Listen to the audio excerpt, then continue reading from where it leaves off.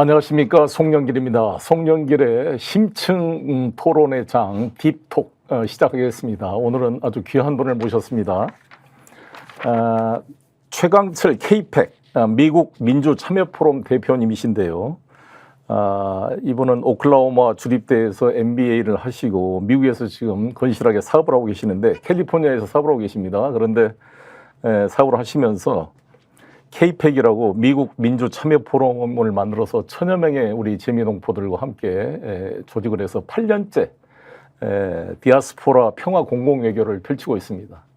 제가 국회 외교통일위원장과 민주당 대표 시절 2번 미국을 방문했는데 그때마다 미국의 주요 정치인들을 다 연결해 주시고 큰 역할을 해 주셔서 대단히 고맙게 생각하고 있고, 특히 최근에 한반도 평화법안 관련해서 열심히 노력을 하고 계신데 오늘 엊그제 미국에서 돌아오셔서 오늘 이렇게 제가 모셨습니다. 특별히 미국 대선이 지금 D-19일 아주 지금 이제 곧 다가오는 상황이고, 미국 대통령 선거는 저희 한반도에 너무나 큰 중요한 영향을 미치기 때문에 할 이야기가 많습니다. 그래서 오늘 1부, 다음 주 목요일 날 2부에 또 최강철 대표를 모시고 심층 토론을 해보도록 하겠습니다. 최강철 대표를 소개합니다. 반갑습니다. 네, 안녕하십니까. 반갑습니다. 감사합니다. 시간 내주셔서. 본격적 토론에 앞서 아시다시피 오늘 서울중앙지검이 김건희 씨의 도이치모터스 주가 조작 혐의에 대해서 무혐의 처분을 내렸습니다. 혹시나 했으나 역시나였습니다. 대한민국 검찰이 김건희 씨의 개인 로펌으로 전락한 것 같습니다. 이에 대해서 저희 소나무당은 강력한 규탄 성명을 냈고, 이에 대해서 민주당과 조국혁신당이 특검을 다시 발의한다 그러는데, 특검 발의는 발의대로 하더라도 당장 이 무혐의 처분은 심각한 직권 남용과 직무유기이기 때문에 심우정 총장과 이창수 서울중앙지검장, 최재훈 반부패 수사 2부장 이 세 분을 헌법 제7조 1항 위반으로 탄핵 소추해야 된다는 것을 강력히 주장하고 있고, 저는 이를 널리 알리기 위해서 내일 아침 9시부터 서울중앙지검에서 하루 동안 농성을 할 계획입니다. 내일이 또 서울중앙지검 국정감사가 있는 날입니다. 바로 그 전날 이런 처분을 했다는 게 참 이해할 수 없는데 국민 여러분 함께해 주시길 바라겠고요.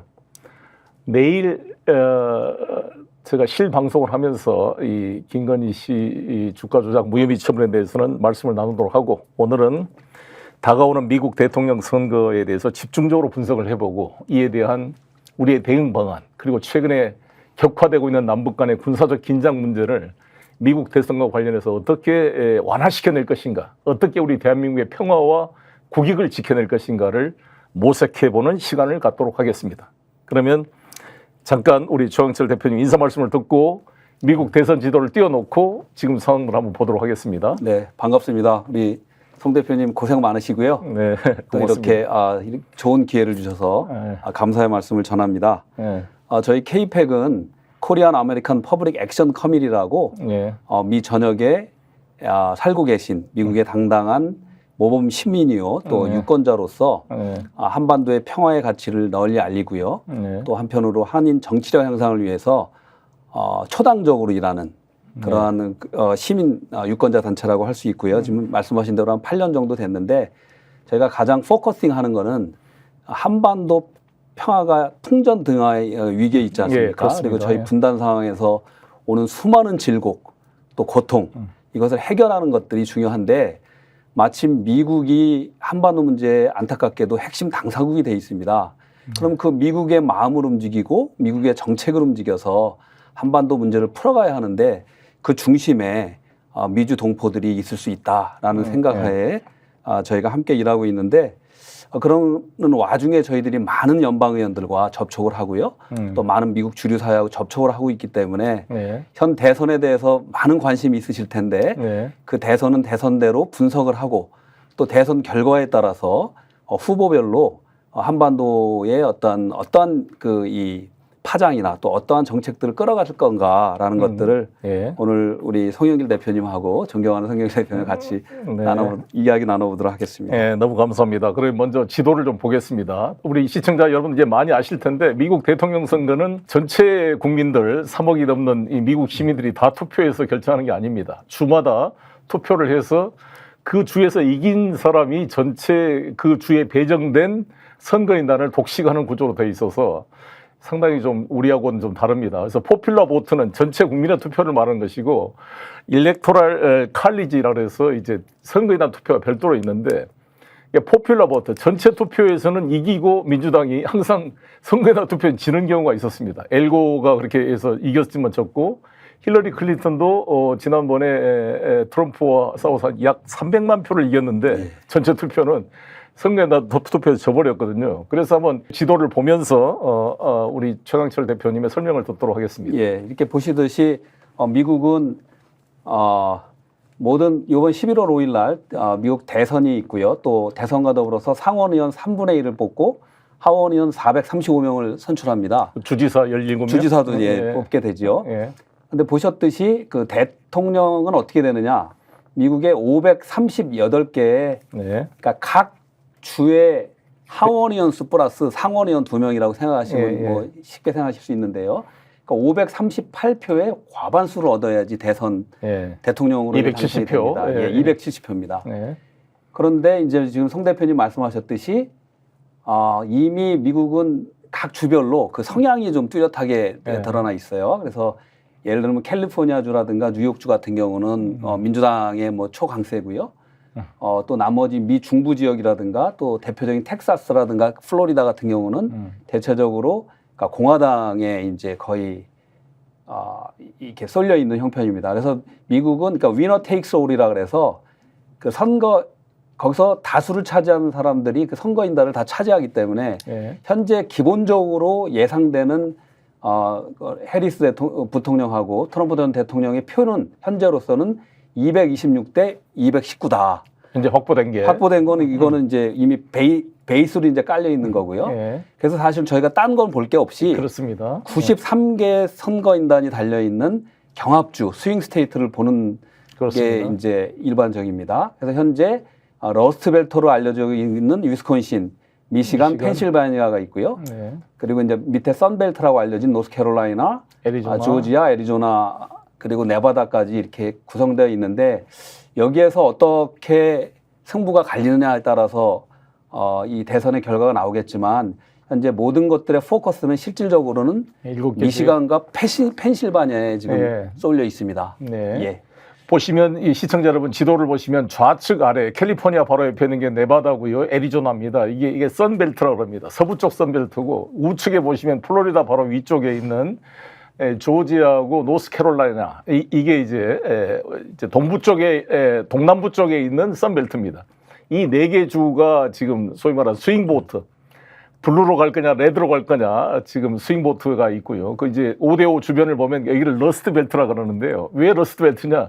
디트로이트 같은 자동차 산업이 빠져가지고 녹슨 벨트가 됐다 그래서 러스트 벨트인데 바로 좌측에 10명의 선거인단은 위스콘신이 있고 바로 5대5 옆에 미시간이 있고요. 우측에 이제 펜실버니아가 있는데 펜실버니아가 19개 석으로 제일 많습니다. 필라델피아가 저기 펜실버니아 수도인데 필라델피아가 저희 인천시와 자매도시여서 제가 인천시장 때 방문해서 만나본 적도 있는데 필라델피아에 우리 한인들이 많이 살고 또 조지아 아틀란타 이쪽에도 한인들이 많이 살죠. 그 한인들의 영향력에 대해서 한번 설명해 주시죠. 얼마 전에 미국의 그 폴리티코에서 중요한 또 그 기사가 하나 나왔습니다. 한인들 관련해서 조지아의 한인 투표 표심이 굉장히 중요한 시점이다. 보통 이제 우리 미국에 260만 명의 미국 동포들이 있습니다. 재미동포가. 재미동포가. 그 중에서 140만 정도가 이제 등록돼서 선거에 참여하는 투표권이 있는 우리 투표권자로 보고 있는데요. 조지아 같은 경우가 대표적으로 한인 기업들이 굉장히 많이 진출하면서 거기에 한인의 인구도 늘고 유권자들도 많이 늘어났습니다. 그런데 조지아주가 지난 대선에서 12,000표 차이로 바이든 대통령이 이기면서 트럼프 대통령이 거기 이제 그 선거 불복 문제가 나왔던 대표적인 주거든요. 그 12,000표라는 거는 한인표가 제가 일단 10몇만 표 정도 된다고 보는데 대단하네요. 그런데 굉장히 중요하게 된 네. 거죠. 네. 지금 말씀하셨듯이 아틀란타 조지아뿐만이 아니라 필라델피아, 펜실바니아 핵심적인 데죠. 그리고 미시간에도 디트로이트 지역에 많은 한인들이 살고 있어요. 네. 그래서 저는 말씀드리고 싶은 게 지금 이 미 대선이 우리가 결과가 누가 될 거냐가 중요한 게 아니라 지금 이 기회가 네. 우리 한인 정치력을 굉장히 향상시키고 우리의 가치들을 높게, 밸류를 높게 만들 수 있는 기회다 이렇게 말씀드립니다. 근데 그동안 재미동포들이 사실 민주당 바이든을 많이 지지했잖아요. 근데 최근에는 트럼프 지지 성향이 늘어나고 있다는데 왜 그렇습니까?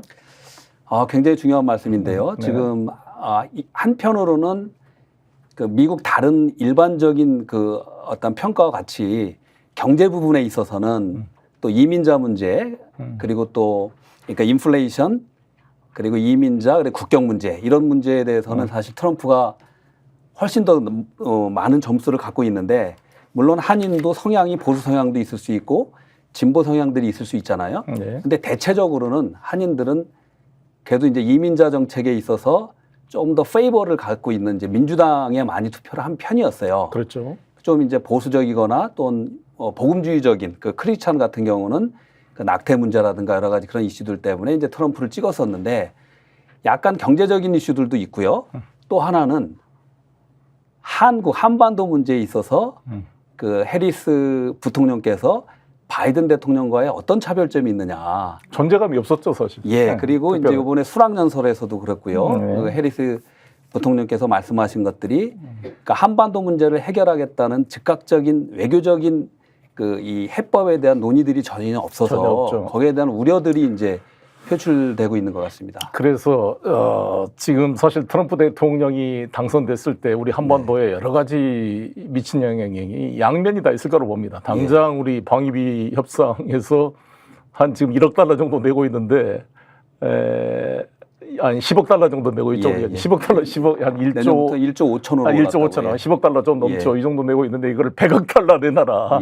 지난번에 50억 달러로다가 당장 이 문제와 주한미군 뭐 감축 이런 문제가 나온 것 같고요. 그다음에 관세 같은 게 상당히 우리한테 불리한 면이 있는데 긍정적인 면은 북미 간의 대화를 통해 한반도 긴장을 완화시키고 뭔가 지금 우크라이나 전쟁을 당장 뭐 자기가 당선되면 하루 만에 끝내겠다 그러는데 몇 개 영상을 보면서 같이 대화를 나눠보겠습니다. 첫 번째 영상 보겠습니다.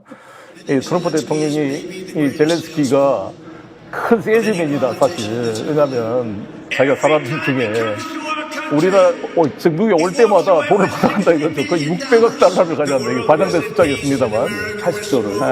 그래서 지금 미국이 더 이상 존경받지 못하고 있다.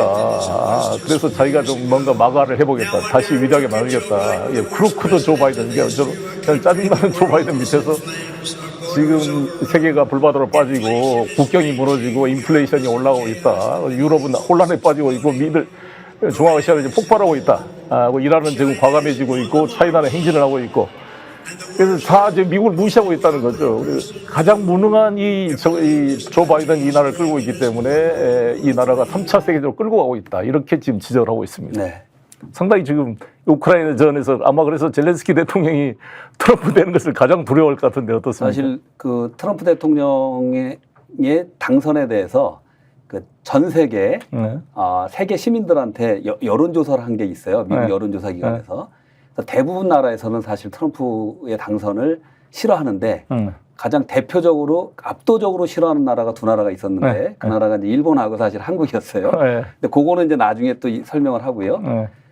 일단은 트럼프 대통령은 미국 우선주의로 갈 거기 때문에 뭐 전 세계에서 다른 나라들이 외교적인 관점에서 또 경제적인 관점에서 무역의 관점에서 좋아하지는 않을 텐데 그런데 이렇게 보시면 됩니다. 우리나라도 지금 방위비 문제 때문에 뭐 계속 뭐 며칠째 큰 뉴스가 되고 있잖아요. 13조의 방위비를 이제 부과하겠다.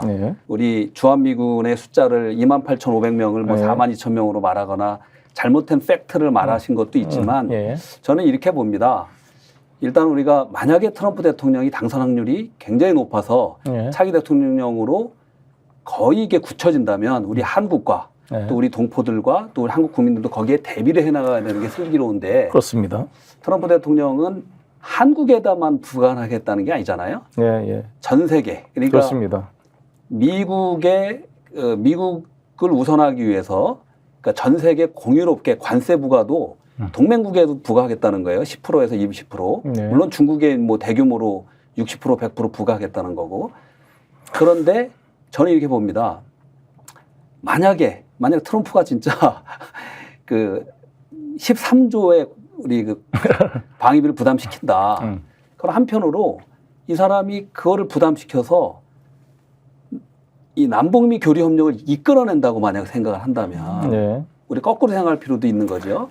이제 그 방위부가 지속적으로 나갈 거냐 그런 또 측면도 있다. 네. 네. 그러니까 우리가 잘 지금 트럼프 체제에 대한 대응을 잘 준비해야 될 텐데 예. 과연 윤석열 정부는 아마 트럼프가 되면은 젤렌스키와 비슷한 재앙이 될 가능성이 있다고 보는데요. 일단 두 번째 영상을 보겠습니다. 우크라이나 전쟁에 대해서 트럼프가 자신 있게 한 말인데요. Would you continue to give Ukraine money and weapons if you're elected? If I'm president, I will have that war settled in 우크라이나 one 지지할 day, 거냐? 24 나는 hours. 하루 만에 And 지금 within 트럼프 24 전쟁 hours, that war 끝내겠다. will be settled. 이야기를 하고 It'll be 있습니다. over. It'll be absolutely Do you want Ukraine to win this war? 우크라이나하고 지금 러시아 어디가 이기길 바라냐 했더니 이 I 사람이 think in terms of getting it settled, so we stop killing all 지금 these 스톱하는 게 people. 중요하다. That's a really important Excuse me, let me statement just that you follow just made there. up. Can you say if you want Ukraine or Russia to 우크라이나 win 러시아 this 어느 war? 쪽이 이기길 바라냐 그랬더니 Everybody to stop dying. They're 지금 dying. 죽음 Russians 멈춰야 and 된다. Ukrainians 러시아인 are 우크라이나는 wanting to 지금 stop 죽음의 행렬을 멈춰야 된다. 참 저 이번에 발언은 사실 굉장히 상당히 좀 임프레시브한 겁니다. 다가오더라고요. 예. 사실 트럼프는 많은 그 반 트럼프의 어떤 생각을 가진 분들이 트럼프의 변덕스러운 성격에 대해서 언제나 변할 거라고 하지만 트럼프를 오랫동안 봐온 사람들은 이분이 일정한 그 메시지가 있어요. 그건 바로 반전 사상, 염전, 그러니까 전쟁을 싫어하고 반전을. 그런데 요번에 그 트럼프를 지지해서 하면서 사퇴한 그 로널 누구죠? 그 로버트 주니어 케네디. 이분 연설을 혹시 보내보셨는지 봤습니다. 모르겠지만 공통적인 점이 트럼프 대통령이 오늘도 랠리에서 얘기를 했어요. 이번에 공통적인 거는 워싱턴 폴리티컬 이스태블리시먼트. 그러니까 워싱턴의 정치 기득한 자에 대한 그 아주 혐오가 있고요. 또 군산 복합체에 대한 비난을 굉장히 많이 연설을 합니다. 근데 그런 것들이 한국 사실은 여론에는 나오질 않아요. 잘 안 나오죠. 그래서 이분은 만약 저게 사실이라면 신속하게 우크라이나 전쟁이나 중동 전쟁도 막겠다. 그리고 군산복합체의 이익이 아니라 수십만 명이 이게 죽어가는 것들을 그냥 두고 볼 수는 없다라는 저걸 지켜낸다면 사실은 미국 정치의 새로운 획기적인 변화를 가져올 수 있다는 그런 기대도 또 되는 것이 사실입니다. 어느 나라 대통령 선거나 마찬가지겠습니다만 현 집권층은 사실 성적이 뛰어나면 좋지만 항상 사람들은 불만이 있기 많기 때문에 현재 불만을 이 집권층이 떠안고 가야 됩니다. 그래서 지금 바이든 정부가 거시경제 지표는 별로 나쁜 게 아닌데 실제로는 인플레이션이 심해서 이 서민들의 물가의 고통이 크잖아요. 그에 대한 불만이 많이 쏟아지고 있어요 지금. 더구나 이제 하마스하고 전쟁, 이란, 이스라엘 전쟁 되면서 기름값이 다시 오르면 그나마도 또 불안해진 상황이 될 텐데 이 인플레이션 문제가 있고 그래서 이 카멜라 부통령이있다는 게 사실 좀 약점이 되는 게 있잖아요. 넘버 2였지 않느냐. 그러면 3년 반 동안 당신이 뭐 했느냐. 차별화를 사실 이 노태우 대통령은 전두환과 차별화를 통해서 6.29 선언을 했고 전두환 대통령이 그걸 용인해 줬잖아요. 나를 받고 지나가라. 그래서 보통 사람들의 시대를 연다 그래서 노태우가 당선이 됐습니다. 그런데 지난번 대선 때 우리 이재명 후보와 문재인 대통령의 관계는 그 차별화를 잘 못했어요. 문재인 정부에서 그걸 잘 수용을 안 해줬고 이재명 대표도 세력이 없다 보니까 문재인 걸 끌어안다 보니까 제대로 차별화를 못했잖아요. 제가 당대표 시절에 이재명이 되는 것도 정권 교체다. 이재명 후보가 문재인 정부에서 총리를 했냐 장관을 했냐 오히려 기소돼가지고 죽을 뻔했잖아요. 그 물론 윤석열 검찰이었지만 어찌됐건 문재인 정부 안에서 기소돼서 경기도지사직이 날아갈 뻔했다고요. 따라서 차별화도 됐어요. 근데 지금 카멜라는 부통령을 했으니까 바이든과 차별하기가 어렵잖아요. 그래서 이 문제에 대해서 공격을 하니까 잘 답변을 못해요. 이게 가장 큰 취약점인 것 같은데 한번 영상 보겠습니다. 바이든 4년 동안 바이든 대통령과 의견이 다른 게 있었냐 물어봤더니 특별하게 다른 게 생각나는 게 없다. 왜 저렇게 좀 너무 바보처럼 답변했는지. 사실 저 발언이 오늘 가장 큰 지금 좀 핵심적인 아킬레스건이 되고 있잖아요. 이건 뒤에 또 나올 테니까 한번 다시 보도록 하고. 그다음에 네 번째, 이제 푸틴이 살인자다. 그래서 국제사법재판소에 지금 제소돼 있잖아요. 푸틴이 살인자라고 그러니까 이에 대해서 트럼프가 답변을 보십시오. 이게 좀 트럼프의 매력인 것 같은데 한번 보겠습니다. 다음 네 번째 영상을요. 앵커가 물어봅니다. 푸틴이 살인자 아니냐? 우리도 살인자가 많다 주변에. 우리나라가 이노센트 무죄라고 생각하느냐? 미국 이를 말한 거죠. 이 킬러라 없다 이렇게 말하니까 봐라 우리가 많이 했다. 우리도 많이 실수를 저질렀고 이라크 전쟁을 통해서 수많은 사람이 죽었다.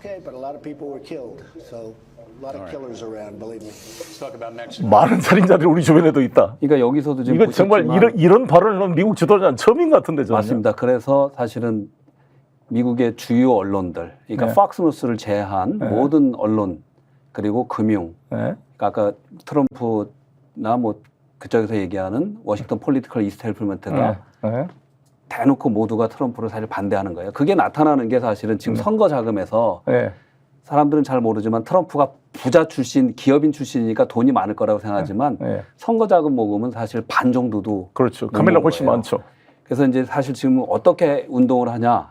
트럼프는 각 지역을 엄청나게 몸으로 다니면서 랠리를 하는데 엊그저께 사실 우리가 현재 중요한 그 선거 결과는 스윙 스테이트에서부터 나오니까 거기만 갈 것 같잖아요. 거기만 포커스할 것 같잖아요. 모든 선거 자금, 시간, 노력을 다 포커싱 하는데 저도 참 놀라운 게 이분이 저번 주에 콜로라도를 가고 며칠 전에는 캘리포니아 코첼라를 갑니다. 그러니까 나도 참 그 여유만만이라 그래서 그랬어요. 이제 여유가 있는 건지 이제 좀 더 미국 전체를 보겠다라는 그런 메시지로 이제 보이는데 이거를 통해서 이제 미국인의 마인드를 좀 읽을 필요가 있어요.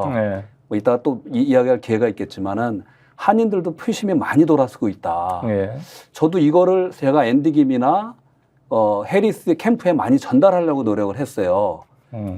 그러니까 해리스 바이든 대통령으로부터 많은 한국인들이 한반도 문제를 해결하기라는 그런 기대를 했었는데 전혀 바이든 대통령이 한 게 없다. 그렇죠. 그걸 해리스도 이어받지 않겠느냐. 그렇죠. 그게 나온 게 그 수락연설에서 전당연설 수락연설에서 또 ABC 그 트럼프 대통령하고 토론 때도 계속 반복적으로 북한 뭐 저런 그 비판만 하고 외교적인 어떤 대화의 시작에 대한 언급은 없었기 때문에 그거 굉장히 미스테이크이다.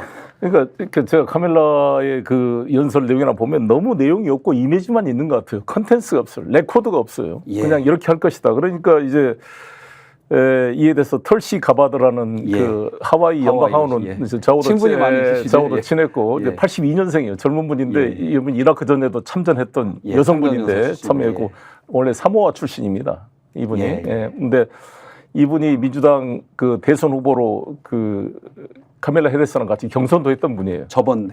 지난 대선 때 조 바이든 나올 때. 근데 최근에 작년인가요? 탈당을 해가지고 지금 인디펜던트 무소속으로 있으면서 트럼프를 지지하고 있는데 지지한 이유에 대한 영상을 잠깐 보겠습니다. 우리 털씨가 받아가요. 이 카멜라한테 투표하는 것은 딕 체니하고 투표한 거 똑같다 이런 이야기를 합니다. 그러니까 자기 이제 무소속하고 옛날에 민주당 동료들에 대해서 이야기를 하는데요. 딕 체니가 이 선택을 명확하게 해줬다는 거죠. 카멜라 해리스가 카멜라한테 투표하는 건 딕 체니한테 투표가 똑같다. 딕 체니가 누구냐? 지금 중동정 이라크전을 준비한 사람이 딕 체니잖아요.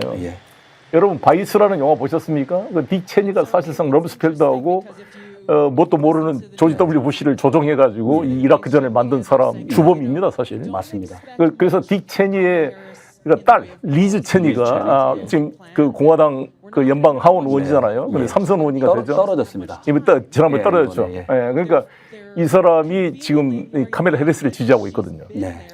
이 사람이 그러니까 이 지금 털시 가바드가 이야기한 것처럼 딕 체니와 럼스펠드와 존 볼튼, 북미 회담을 방해했던 존 볼튼이 다 지금 카멜라 해리스를 지지하고 있는 거잖아요. 그래서 이 사람들이 해리스를 지지하는 무엇을 의미하냐? 지금 팍스 터클슨하고 지금 대담하는 거죠. 이 정도면 됐습니다. 이 정도 영상을 봤고요. 이제 가장 중요한 영상이 이제 마지막 영상으로 이 팍스뉴스 인터뷰에 카멜라가 한 내용입니다. 아마 이게 최강철 대표님께서 아무래도 최근 가장 쟁점이 된 인터뷰였다는데 한번 보겠습니다. People are exhausted 유사한 건데 이 79%의 미국인들이 지금 잘못된 길을 가고 있다. 그래서 근데 너는 3년 반 동안 그 오피스에 지금 오발 지금 백악관에 있었는데 뭘 했냐라고 이제 물어보는 겁니다. That is what they're saying. 79% of them. Why are they saying that? If you're turning the page, you've been in office for 3.5 years. And Donald Trump has been running for office. 근데 donald 출마해봐 뭔 상황이냐고. 그러니까 이게 질문에 대한 정확한 답을 못하는 것 같아요. 그러니까 질문을 다시 설명한다든지 생뚱맞던 말을 하니까 이게 좀 정확하지가 않아요. 사람이. 그렇지 않습니까? 어떻습니까, 평가가? 예, 지금 말씀하셨듯이 이게 이제 반복적으로 문제가 되고 있는데요. 그러니까 카말라 해리스는 부통령이잖아요. 현직 부통령. 그런데 바이든 대통령 임기 동안에 적어도 일주일에 한 번씩은 대통령을 봤었다는 거예요. 그러면 지금 이 바이든 대통령이 그 물러나게 된 계기가 뭐냐면 치매와 그 이 인지력 저하인데 그렇죠. 옆에서 그걸 몰랐냐는 그걸 놔뒀다가 그걸 정치적으로 이용한 게 아니냐라는 질문이 하나 있는 거고요. 또 하나는 수많은 바이든 대통령이 어쨌든 실패로 됐던 정책에 옆에 있었던 주인공 아니냐. 그게 대표적인 게 이제 국경 문제 그 정책이 되는 거예요. 국경 정책에서는 짜르로 임명이 됐거든요. 책임자로.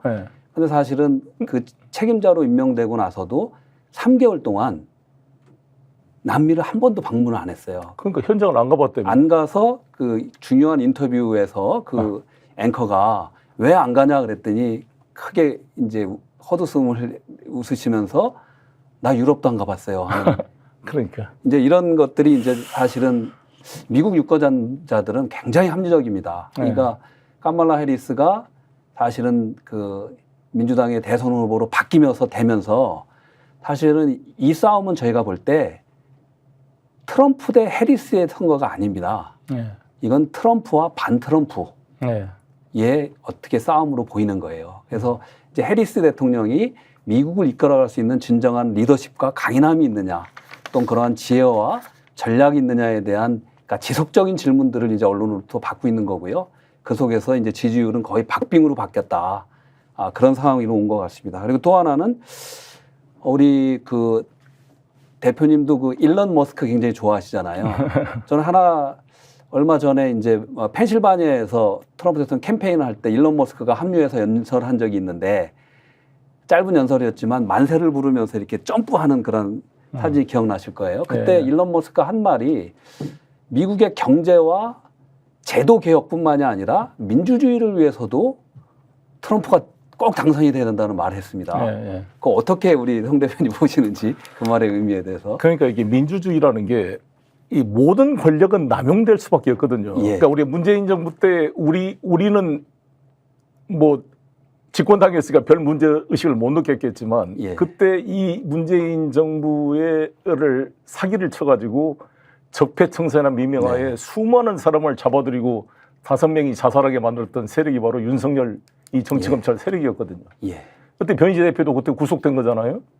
근데 우리는 잘 몰랐죠. 진영 논리에. 그러나 지금 뒤 이렇게 보니까 그때도 똑같이 이런 탄압이 있었어요. 정도의 차이는 있었지만. 근데 그 세력이 그대로 문재인 정부를 속여가지고 권력을 잡은 다음에 대통령, 대법원장 다 구속시켜서 정보를 다 획득하고 이거를 가지고 자신들이 이제 권력을 쿠데타로 잡은 거잖아요. 마찬가지로 지금 아까 털시 가바드도 자기가 세큐리티의 그 블랙리스트에 올라와 있다고 그러더라고요. 미국에. 즉 자기가 전직 연방 하원 의원인데 바이든을 비판했다고. 그래서 털시 가바드가 계속 지금 컴플레인하고 있습니다. 자기가 공항에 갈 때 별도로 자기를 수색한다는 거죠. 이런 모욕을 당하고 있다. 이게 서베일런스, 이게 감시를 당하고 있다. 이렇게 표현을 하고 있고 똑같이. 근데 트럼프도 마찬가지일 거예요. 서로가 마찬가지인데, 그러니까 흑백 논리로 볼 수 없는 모든 권력의 남용 가능성이 있다는 점을 지적하고 특히 트럼프 대통령이 자신이 이제 여러 가지 허심원 이런 걸로 기소된 걸 가지고 정치적 탄압이다. 그래서 이 리걸 시스템, 법 제도를 웨퍼나이즈, 무기화시켜서 prosecute political opponent, 이게 정치적 반대자를 박해하고 있다. 이거 프라이빗이제이션, 이게 사유하고 있다. 이런 비판을 하고 있는데 이게 지금 윤석열 정권이 이 검찰 권력을 사유화해서 이재명 대표나 저 송영길을 지금 기소하고 공격하는 것과 유사한 면이 있거든요. 그래서 최근에 폴리티코 잡지에서 지금 바이든 행정부가 윤석열 행정부를 통해 배우고 있다 이런 지적의 기사가 나왔죠.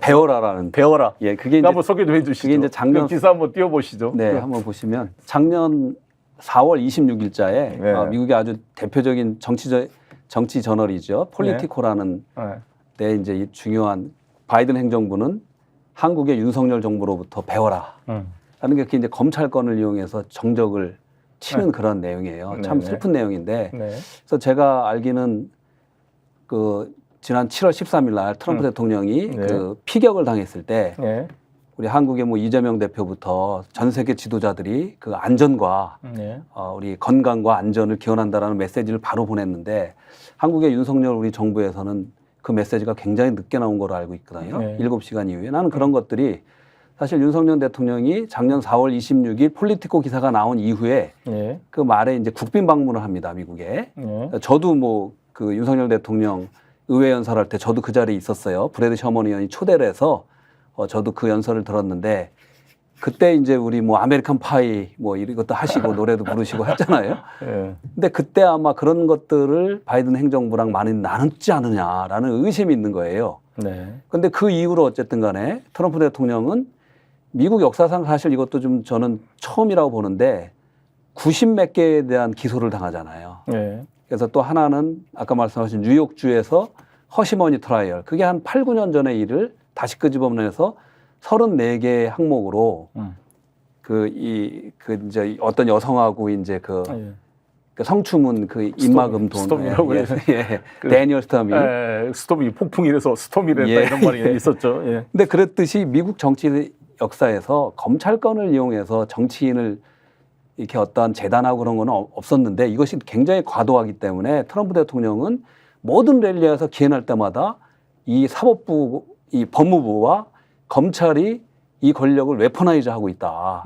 라는 비판을 엄청나게 강하게 하고 있고 자기 집권하면 개혁하겠다. 없애버리겠다 했어요. 그 부처 자체를. 그 정도로 이 증오감이 있는데 만약에 한국의 윤석열 검찰 정권에서 그런 조언을 줬다. 이런 기사들이 트럼프 대통령이 알게 되면 어떻게 될까요?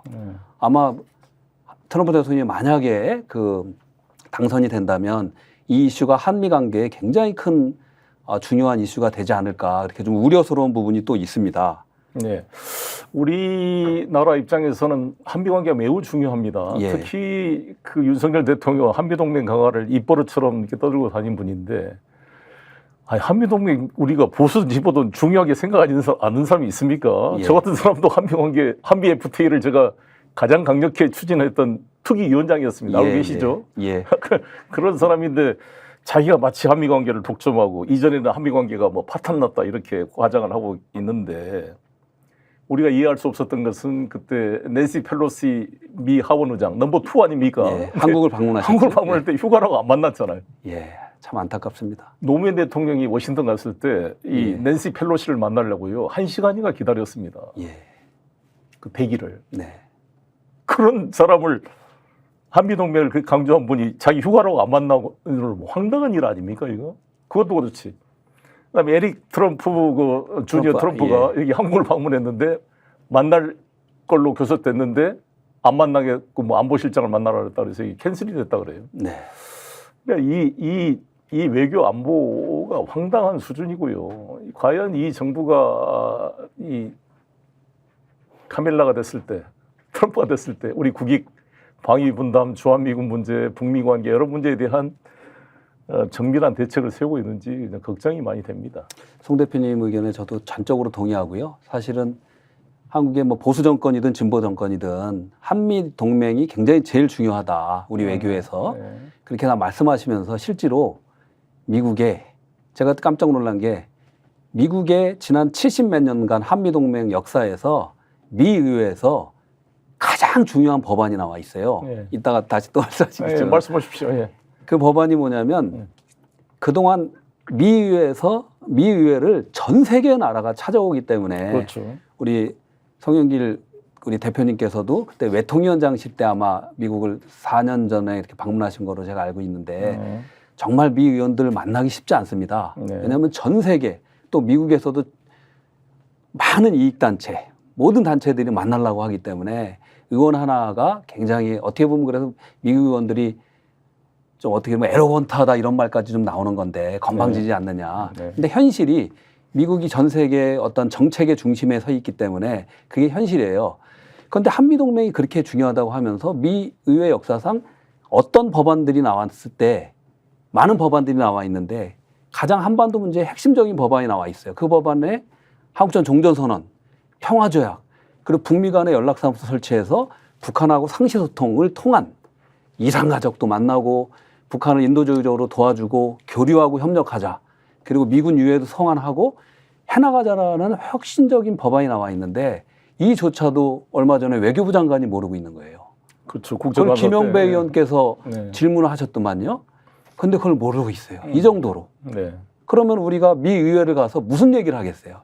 그때 제가 보니까 송영길 대표님께서는 제가 이렇게 좋아하고 존경하는 거는 제가 깜짝 놀랐어요. 그때 사실 송영길 대표님을 많이 알지 못할 때인데 저는 평화를 위해서 일하시니까 저도 평화를 위해서 일하는 사람으로서 조금이라도 개인적인 친분으로 함께하고 싶어서 이제 함께 있었는데 송 대표님은 정말 많은 것을 준비하고 오시더라고요. 미 의회를 철저하게 준비하고 그때 많은 의원들을 만나시고 또 커트 캠벨 지금 현 그 바이든 정부의 핵심이죠. 아시아 태평양 아시아의 짜르라고 하죠. 이렇게 그분하고도 정말 얼마나 많은 대화를 나누셨어요. 그 정도의 노력하는 모습들을 제가 못 보고 있기 때문에 얼마 전에 몇 명의 그 국회의원들이 미국을 방문하셨는데 한 번도 평화 법안이 나왔는지 그분들도 잘 모르시는 거예요. 그래서 그런 부분들이 좀 안타깝고 그렇습니다. 좀 이제 뎁스 있고 깊이 있게 가자라고 좀 말씀드리고 싶습니다. 사진을 보면서 좀 이야기하겠습니다. 이게 제가 이제 브래드 셔먼 의원이 우리 최강철 대표님 소개로 저도 만나게 됐는데 이 브래드 셔먼 의원이 이 한반도 평화 법안을 주도하는 국회의원이십니다. 이분이 사실상 그 하원 외교대통위원장이 되시기를 제가 바랐는데 좀 졌죠. 그래 그레고리 믹스 그 흑인 뉴욕주 출신의 그분이 됐습니다. 그리고 이분은 지금 나온 사진은 우리 순자 씨로 우리나라에 알려져 있죠. 이 흑인 아버지와 한국인 여성분의 메릴린 스틸랜드 메릴린 스틸랜드 분이고 아마 워싱턴주 초선 때입니다. 그때 서부에 있는 워싱턴주 시애틀이 있는 곳이죠.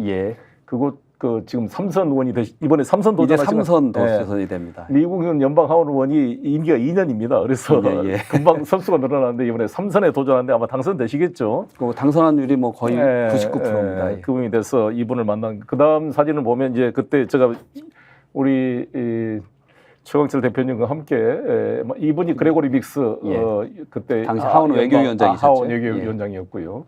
커트 캠벨이 사실상 이제 블링컨 그 국무장관보다 더 선배고 외교적으로 관록 있는 분이 있는데 이분하고 참 많은 대화를 나눴습니다.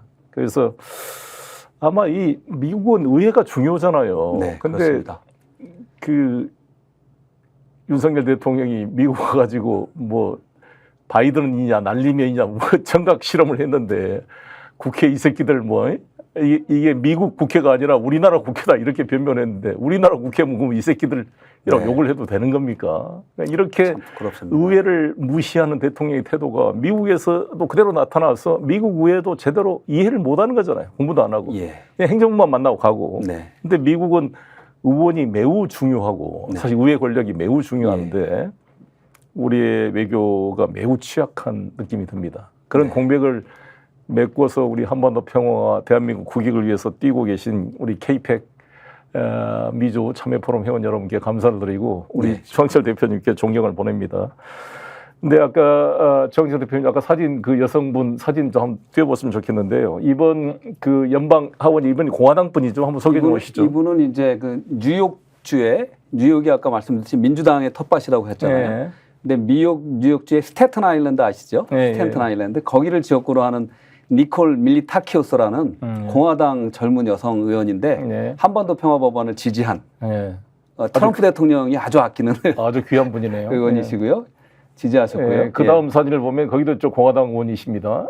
이분도 이제 특별히 공화당 이분은 프리덤 코커스라고 미 연방의회 아주 보수적인 그런 코커스 의원 모임이에요. 거기에 의장을 지내신 애리조나 출신의 앤디 빅스 연방의원이신데 아주 중진 의원이시고 저희 한반도 평화 법안을 아주 강력하게 지지하시는 분입니다. 예. 아이고 정말 이제 이 3주 전 사진이에요. 예. 그러니까 이게 지금 48분이 서명을 했는데 이 중에 4분이 공화당이라고 그랬죠? 4분입니다. 그래서 아무튼 의미가 있고 만약에 트럼프가 집권한다면 이 4분 공화당 의원의 역할이 매우 중요하겠네요.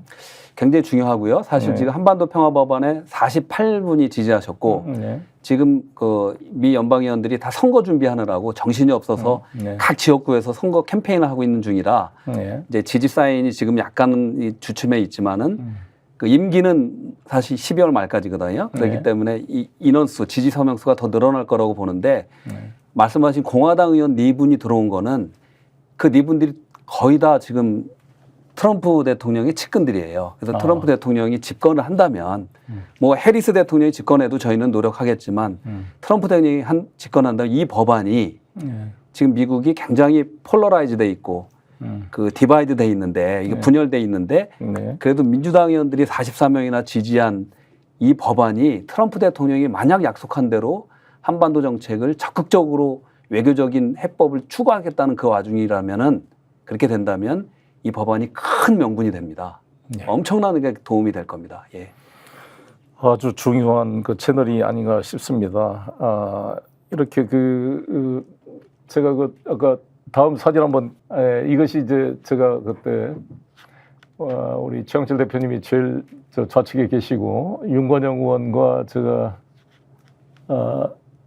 예, 송 대표님 그리고 커트 캠벨 의원과 이제 같이 김한정 의원님, 김한정 의원님하고 이게 제가 DJ 정책을 대표하는 김한정 의원님, 노무현 정책을 대표하는 윤건영 의원 두 분을 일부러 제가 외통위 위원장 시절에 모시고 와서 커트 캠벨을 만났습니다. 이 커트 캠벨이 저하고 비슷한 또래인데 저 부인이 사실 뭐 IMF 총재로 거론되기도 하고 재무부 장관으로 거론되기도 했던 분입니다. 이분이 지금 아시아의 짜르라 그래서 블링컨보다 더 선배로서 이제 우리 한반도, 중국, 일본 정책을 총괄하는데 최근 브래드 셔먼이 이에 대해서 좀 많은 지적도 하고 그랬다 그랬죠. 커트 캠벨한테 제가 여러 가지 남북 관계 이야기를 했는데 이게 트럼프 대통령의 싱가포르 선언을 좀 총론적으로 계승했으면 좋겠다. 강론은 좀 구체하더라도 이런 점을 제가 많이 강조해서 공감을 얻었던 것 같은데 송 대표님, 우리가 또 정권이 바뀌어 버리니까 저는 그 송 대표님이 그때 그 노력들이 너무 중요하고 저는 아까 잠깐 얘기하다가 멈췄는데요. 사실 지금까지 우리 한반도 평화가 가장 중요한 나라에서 한반도 평화 공공외교를 그러니까 이 공공외교의 주체를 정부만 이렇게 하는 거로 생각을 했어요. 근데 저는 한국의 국회, 국민을 대표하는 국회의원들께서도 정말 많이 나가셔서 특히 미국 나는 많이 가시라고 난 당부드리고 싶은데 가셔서 우리 평화의 가치를 얘기하고 우리의 간절한 평화에 대한 염원을 얘기하고 더 나아가서 우리 동포들도 평화 공공외교 우리는 평화 활동이라고 얘기하면 되는데 거기에 주체가 돼서 이 목소리를 계속 미 연방의회에 전달을 해야 됩니다. 정부는 행정부에 전달하고 그런데 이런 목소리가 저희가 깨달은 거는 거의 없었어요. 그러니까 국회 차원에서도 방문해서 약간 형식적인 만남 그리고 사진 찍고 잠깐 간단한 간담회 정도 하지 이게 지속성을 가지고 그런 목소리를 내지 못했던 겁니다.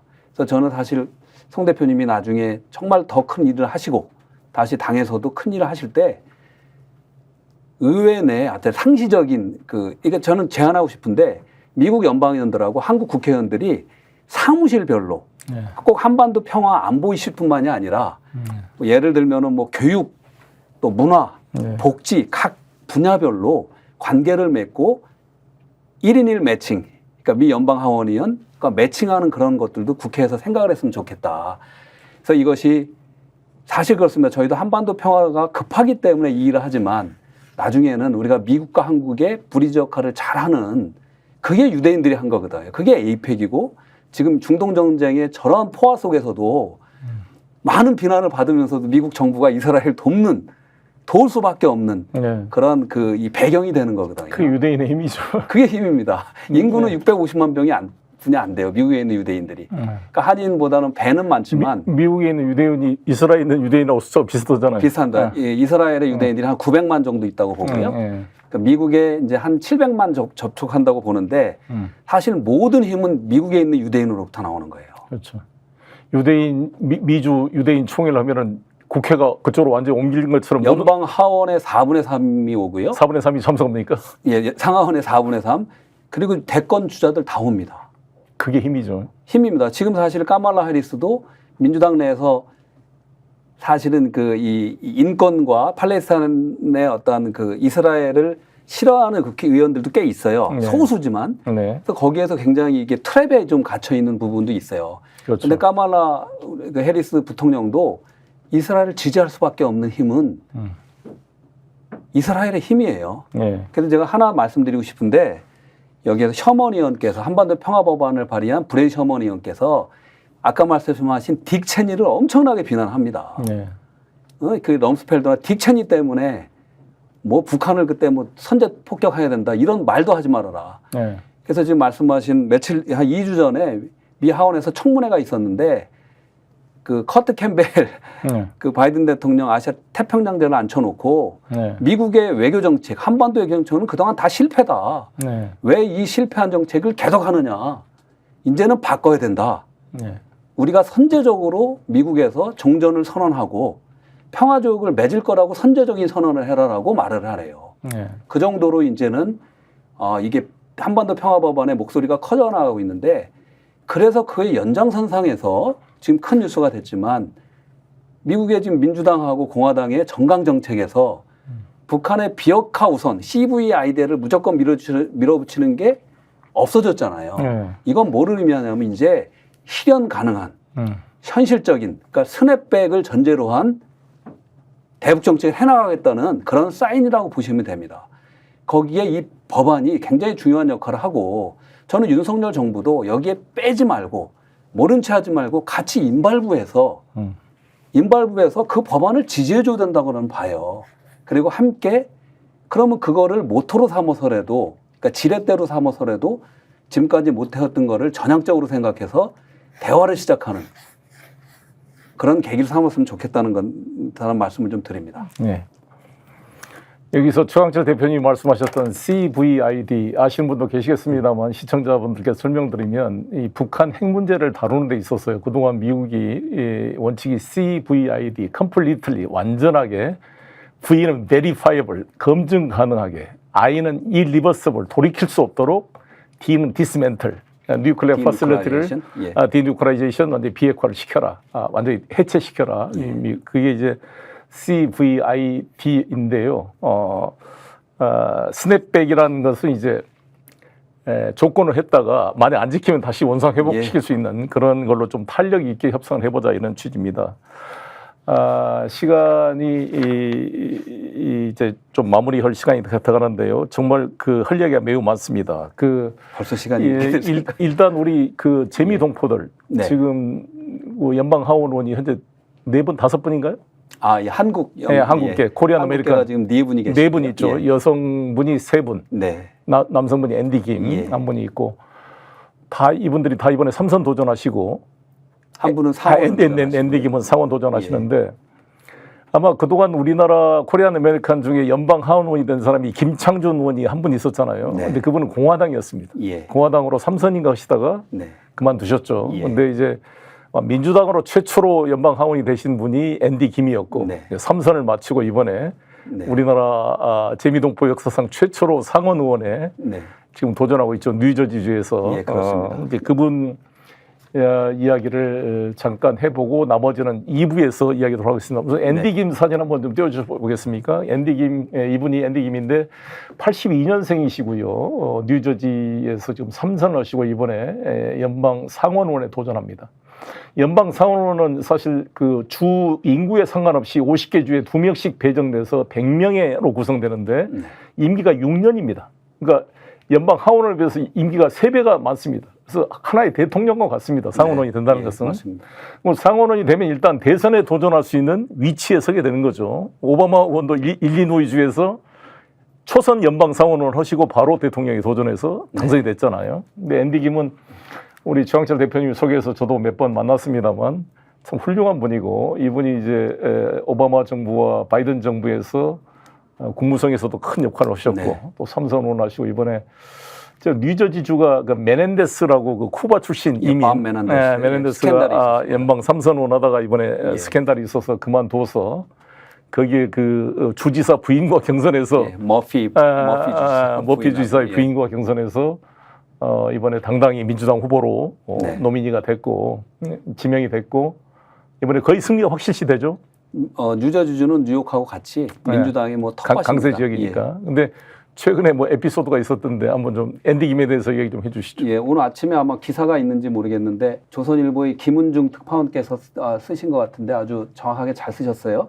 뭐냐면 앤디 김 의원이 이제 어제 그제 15일 날 현지 시간으로 공화당 후보랑 상원 후보랑 이제 이 TV 이 토론이 있었는데 저 넥타이를 보시면 저기 다시 한번 보내주시면 인공기 색깔 넥타이를 갖고 상대방 후보 측에서 대의원 한 명이 왜 북한 인공기 색깔을 그걸 달고 나왔느냐 하면서 색깔론을 펼친 거예요. 전혀 그렇지도 않는데. 그래서 이제 앤디 김이 이제 사실 격분을 했죠. 그러면서 이런 앤디 김은 이제 이게 아시아인 혐오다라고 했지만 사실 그 색깔론에 대한 강한 이거를 이야기하고 그런데 이제 저긴 없지만 이제 에피소드가 하나 있습니다. 저도 이거는 얘기를 드리고 싶은 게 사실 지난 몇 달 전부터 또 미국에도 물론 진보적인 세력도 있고 보수적인 분들도 다 있는데 좀 극보수라는 분들, 한국말로 하면 태극기라고 하시잖아요. 그분들이 앤디 김의 사실 부친을 찾아가서 앤디 김이 한반도 평화법안의 강력한 지지자입니다. 네, 그렇죠. 근데 그 법안의 지지를 철회하라 라고 3번이나 찾아가서 앤디 김 아버지한테 그걸 철회하면은 우리가 너의 캠페인에 후원을 엄청나게 하겠다. 그 단체가 정광훈 목사랑 관련이 있어요? 관련이 있다고 저희가 듣고 있습니다. 그래서 저희도 이제 조사 중이고요. 그래서 제가 3주 전에 앤디랑 만났을 때, 앤디 김 의원하고 만났을 때 저는 앤디 김 의원한테 만난 주 목적은 해리스 캠페인에 전하라. 지금 해리스 후보께서 한반도 평화 문제에 있어서 아무런 어떤 대책이 없고 바이든과 비슷할 거라는, 그리고 더 나아가서 그 북측을 비난만 하고 있기 때문에 거기에 대한 실망이 민주평화 세력, 이쪽 코리안 아메리칸 유권자들한테 크게 실망이 돼서 지금 트럼프를 찍겠다는 사람들이 너무 많다. 그렇죠. 빨리 전해라. 그래서 깜짝 놀라고 그걸 아마 전했던 것 같아요. 그래서 아마 그 바이든 대통령하고 해리스 부통령이 추석 메시지를 냈어요. 한인들을 위해서. 그래서 아마 그런 메시지들이 들어가서 했는데 아직까지 한반도 정책에 대한 그 전향적인 메시지는 아직 안 나와서 안타까운데, 그때 이제 제가 앤디한테 넌지시 물어봤어요. 혹시 이런 일이 있었는데 괜찮냐 그랬더니 깜짝 놀라면서 몰랐다. 하면서 굉장히 그게 무슨 말이나 되는 소리냐. 근데 그 아버님께서 앤디 김 의원이 우려할까봐 혼자만 끙끙 앓으셨던 것 같아요. 그래서 이제 앤디 김께서 이제 저 기사에서 봤듯이 하나 언급을 하는데, 지금 캘리포니아에서 공화당 민주당이 크게 붙는 지역이 있어요. 거기가 한국계 의원이 이제 미셸 스틸 박 의원이라고 계신데, 그분이 이제 항상 그 이념 색깔론을 갖고 이제 선거운동을 하시는데, 저희도 그게 좀 안타까운데, 지금 그 지역에 민주당에서 베트남계 데릭 트렌이라는 베트남 이민 역사상 처음으로 이제 하원의원에 도전하는 의원이 나왔는데, 이 양반이 보트 피플, 그러니까 베트남의 공산주의가 싫어서 나온 사람이에요. 그 아버님이. 근데 이 사람을 또 그 공산주의를 뭐 이렇게 추종한다, 이런 식으로 선거운동을 해서 앤디 김이 우리 한국계지만 강하게 이제 비판을 하는 그런 기사가 나온 겁니다. 그래서 이 자리에서 좀 말씀드리고 싶은 거는, 말씀하셨듯이 현재 4명의 한국계 의원들이 있는데요.